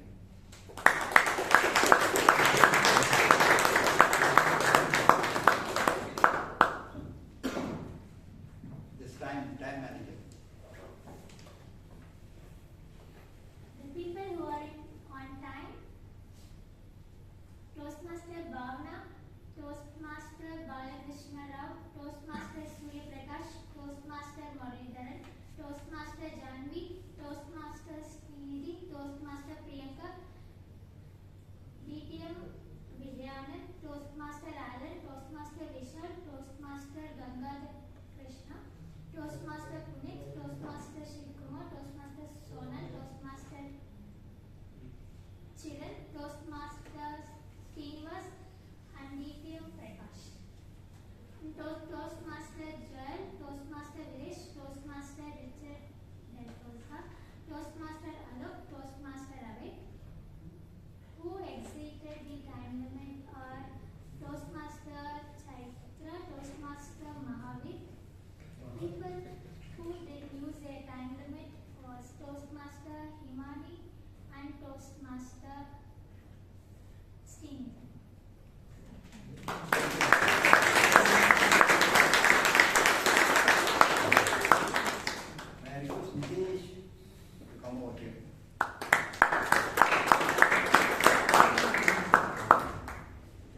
Good evening again. Toastmasters who use less than 5 fresh words and repetitive words are Toastmaster Chaitra, Toastmaster Mahaveer, Toastmaster Murlidharan, Toastmaster Srinidhi, Toastmaster Jahnvi, Toastmaster Anand, and Toastmaster Chaitra. Toastmasters who use more than 5 fresh words and repetitive words are Toastmaster Kenneth and Jain, and Toastmasters who use more than 10 times are Toastmaster Balakrishna and Toastmaster Himani. And excellent use of vocal powers was done by Toastmaster Mahaveer, Toastmaster Surya, Toastmaster Vishal, and Toastmaster DTM Prakash. Nevertheless, it was a great session. Thank you for your time, and over to you.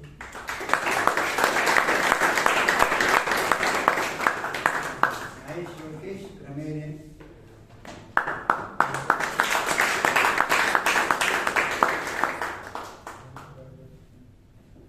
All the speakers today were benevolent and they were mindful of the usage of grammatic errors. Let's see the good usage. Test of time, narrowed down to one obsession, cruising at undergraduate, mastering skies of public speaking, building relationship with books, art pounding and mind bending, tickle the audience. And now let's see the not so good usage of sentences. Time friendship bans to friends could be time friendship bans. Event got over, event ended. Collection of little coffee jars, collection of coffee jars. Knowledge from her, teachings from her. Dog biter, dog bit. Powered and come till morning, regular or fluctuation power cut. The word of the day was used by Bhavana, Mahaveer, Balakrishna, Vishal, Robinson D'Souza. So the word of the day was used overall by 7 times in the meeting. And back to the general.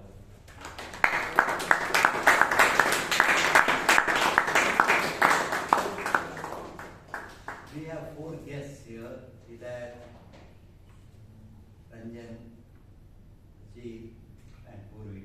This is what happens here. We learn how to communicate, how to improve. We learn leadership skills here. And this Toastmasters which has been here in the world for the last more than 100 years. for us youngsters who want to improve our communication skills. And one thing to the committee, not only we have to start the meeting on time, we have to end the meeting on time also, because we have ladies, they have to reach home, particularly in Bangalore now, their safety is a concern. Mr. General, response.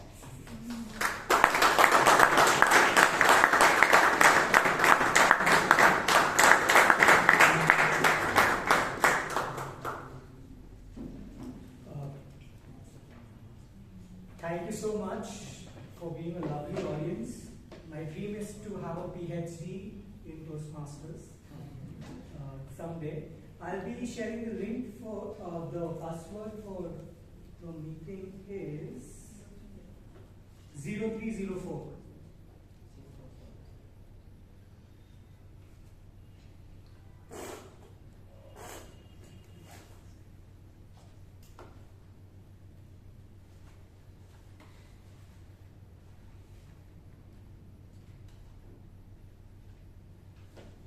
Is everyone done? No?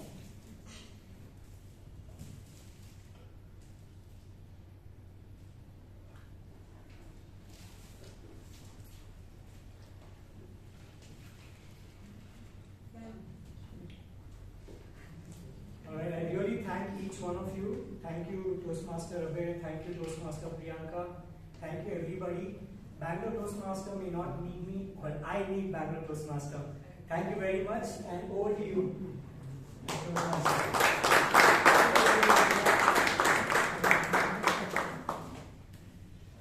Thank you, Toastmaster Mahaveer. A big round of applause to all the good.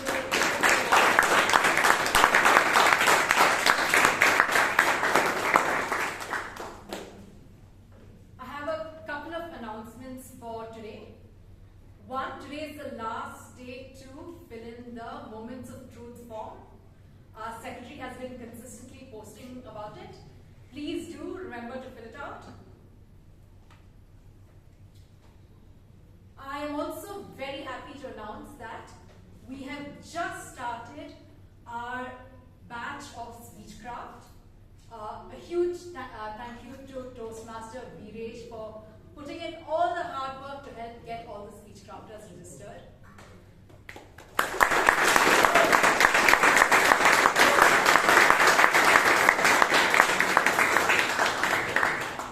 And also to the people behind, working behind the scenes, Toastmaster Rashi for all the social media posts and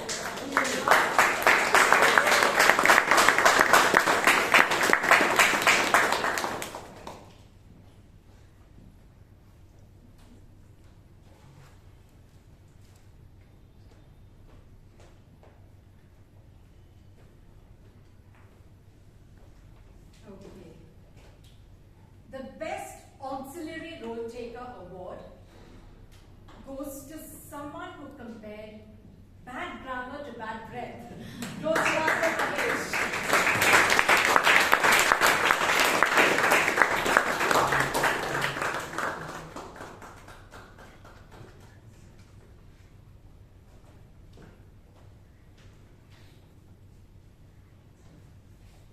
The Best Role Taker Award goes to someone who really liked sharing his lunch.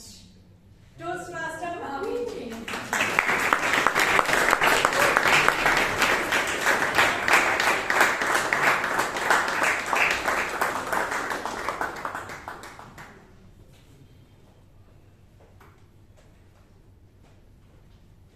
The Best Table Topic Speaker Award goes to someone who somehow made us laugh about the times he thought he was having a heart attack.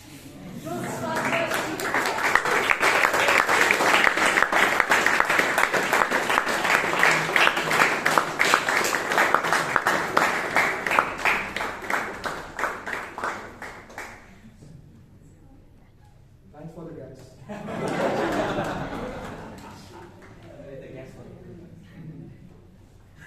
The Best Evaluator Award goes to someone who came up here and gave us a very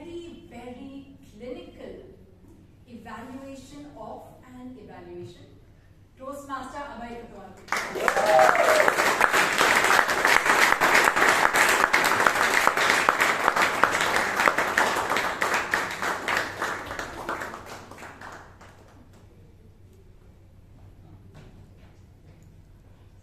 And the Best Speaker Award goes to someone whose life has been a non-stop supersonic flight. Toastmaster.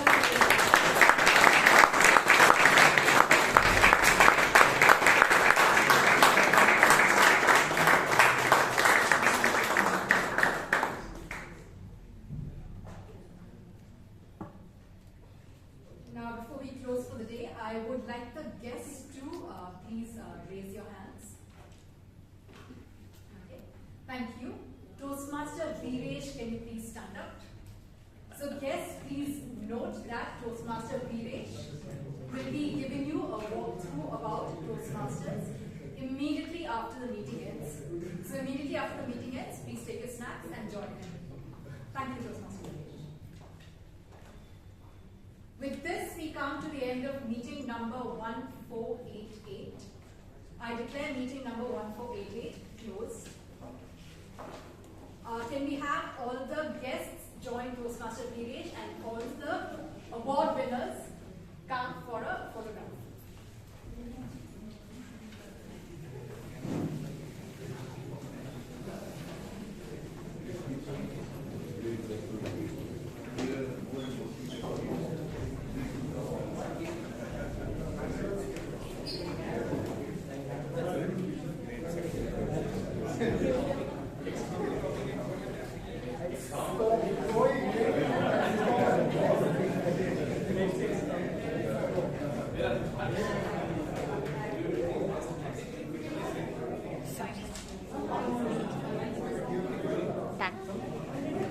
Yes, done.